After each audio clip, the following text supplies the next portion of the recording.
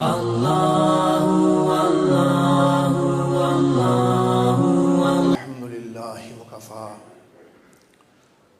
وسلام على عباده الذين اصطفى أما بعد فأعوذ بالله من الشيطان الرجيم بسم الله الرحمن الرحيم وقل اعملوا فسيرى الله عملكم ورسوله والمؤمنون وستردون إلى عالم الغيب والشهادة فينبئكم بما كنتم تعملون سبحان ربك رب العزة عما يصفون وسلام على المرسلين والحمد لله رب العالمين اللهم صل على سيدنا محمد وعلى آل سيدنا محمد وبارك وسلم اللهم صل على سيدنا محمد وعلى آل سيدنا محمد وبارك وسلم اللهم صل على سيدنا محمد وعلى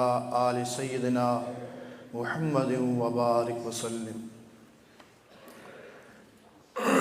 قرآن مجید کی جو آیت میں نے آپ حضرات کے سامنے تلاوت کی ہے، رب تعالی ارشاد فرماتے ہیں کہ اب باتوں کی دنیا کو چھوڑ دو، عملی دنیا کو اپناؤ۔ وَقُلِ اعْمَلُوا فَسَيَرَى اللَّهُ عَمَلَكُمْ، تم عمل کرتے جاؤ، تمہارا عمل رب تعالیٰ بھی دیکھے گا، اللہ کا رسول بھی دیکھے گا اور مومنین بھی دیکھیں گے۔ پھر رب تعالیٰ تمہیں لٹائے گا، تم لٹائے جاؤ گے اس عالم الغیب کی طرف جو سب کچھ جانتا ہے، ظاہری باتوں کو بھی اور چھپی ہوئی باتوں کو بھی۔ پھر تمہیں بتائے گا بھی تم دنیا میں کیا کچھ کرتے رہے۔ امام الانبیاء محمد رسول اللہ صلی اللہ تعالی علیہ وسلم قرآن مجید کی تشریح لوگوں کے سامنے بہت آسان الفاظ میں، بہت سادہ الفاظ میں ارشاد فرمایا کرتے تھے۔ مثالوں کے ذریعے آپ علیہ السلام امت کو سمجھاتے تھے۔ چنانچہ اس آیت کی تشریح میں آپ علیہ السلام نے ایک واقعہ بتلایا، فرمایا میرے صحابہ سنو، تمہیں میں ایک مثال دیتا ہوں کہ ایک بندہ تھا، اس کے 3 بھائی تھے، ایک بڑا بھائی تھا، ایک درمیانہ تھا اور ایک چھوٹا تھا۔ جب اس بندے کا آخری وقت آ گیا تو اس نے بڑے بھائی کو بلایا اور کہنے لگا دیکھو میں اس وقت بہت مصیبت کے اندر ہوں، بہت پریشان ہوں، تم میری مدد کر لو۔ تو بڑا بھائی کہنے لگا میں اس وقت تمہاری کوئی مدد نہیں کر سکتا، تم مجھ سے کوئی امید نہ رکھو، ہاں اتنا کر سکتا ہوں جب تک تم زندہ ہو تمہارے پاس یہاں بیٹھا رہوں گا، جب تم فوت ہو جاؤ گے تو میں تمہاری کوئی اور مدد نہیں کر سکتا۔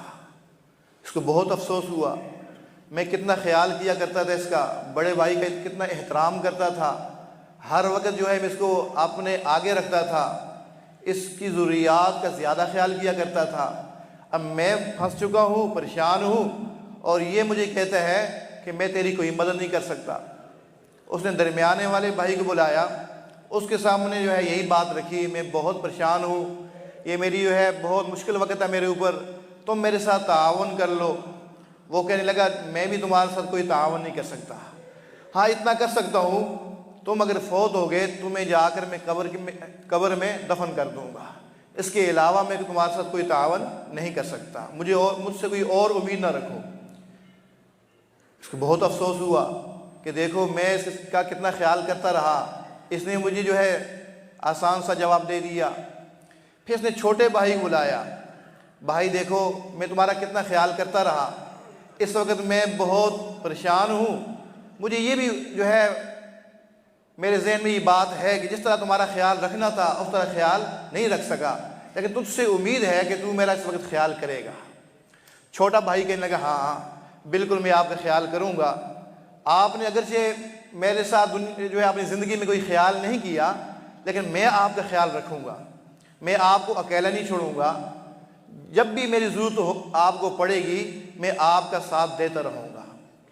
امام الانبیاء صلی اللہ تعالی علیہ وسلم نے پھر پوچھا میرے صحابہ تمہیں پتہ ہے یہ بڑا بھائی کون تھا؟ اور درمیان والا کون ہے اور چھوٹا کون ہے؟ صحابہ کرام فرماتے ہیں اللہ کے رسول صلی اللہ علیہ وسلم ہمیں تو کچھ پتہ نہیں بڑا کون ہے، درمیانہ کون ہے، چھوٹا کون ہے۔ البتہ بڑے نے بھی اچھا جواب نہیں دیا، اس نے بھی کمینہ پن کا مظاہرہ کیا۔ درمیانے والے نے بھی اچھا جواب نہیں دیا، البتہ چھوٹا جو بھائی ہے اس نے بہت اچھا جواب دیا۔ امام الانبیاء صلی اللہ تعالی علیہ وسلم نے ارشاد فرمایا کہ دیکھو جو بڑا بھائی ہے نا، یہ تمہاری مال دولت ہے، تم ہر وقت اس کو آگے رکھتے تھے کہ میرے پاس مال پیسہ ہے، جو چاہوں گا میں کر لوں گا۔ اب تمہارا مشکل وقت آیا، اس نے تمہارا ساتھ چھوڑ دیا۔ درمیانہ جو بھائی تھا یہ مثال ہے تمہارے بچوں کی، تمہارے بیوی بچوں کی، تم اس کے لیے کیا کچھ کرتے رہے۔ اس نے بھی تمہیں جواب دے دیا کہ ہم اور تو کچھ نہیں کر سکتے، کوئی تعاون نہیں کر سکتے، تمہارے بدلے میں ہم خود نہیں آ سکتے، ہاں اتنا کر سکتے ہیں تم فوت ہو جاؤ گے تمہیں قبر تک پہنچا دیں گے۔ فرمایا لیکن چھوٹا جو بھائی ہے نا وہ اس کے نیک اعمال ہیں، اس کے نیک اعمال ہیں۔ اس نے اگرچہ اپنی زندگی کے اندر اعمال کا اتنا خیال نہیں کیا، کبھی کر لیے کبھی نہیں کیے، لیکن یہ اعمال ایسی چیز ہے کہ دنیا کے اندر بھی فائدہ دیتے ہیں اور مرنے کے بعد بھی فائدہ دیتے ہیں۔ اگرچہ یہ بہت کمزور ہیں، جس طریقے سے اس کو چاہیے تھا اعمال کرنا اس طریقے سے یہ اعمال نہیں کر پایا، پھر بھی جو ٹوٹے پھوٹے اس نے عمل کیے ہیں رب تعالیٰ انہی کی برکت سے اس کو کامیابی عطا فرما دے گا۔ ہم جتنے یہاں لوگ بیٹھے ہوئے ہیں، جو آئے ہوئے ہیں، ہم سب اپنے آپ کو بخوبی جانتے ہیں، ایک دوسرے کی ہم تعریفیں کر رہے ہوتے ہیں، اندر کا حال بندہ جانتا ہے، اس کا رب جانتا ہے۔ رب تعالیٰ نے ہمارے عیبوں کو چھپایا ہوا ہے، چھوٹے موٹے جو اعمال ہو جاتے ہیں رب تعالیٰ اس کو قبول فرما لے، یہ رب تعالیٰ کی شان ہے۔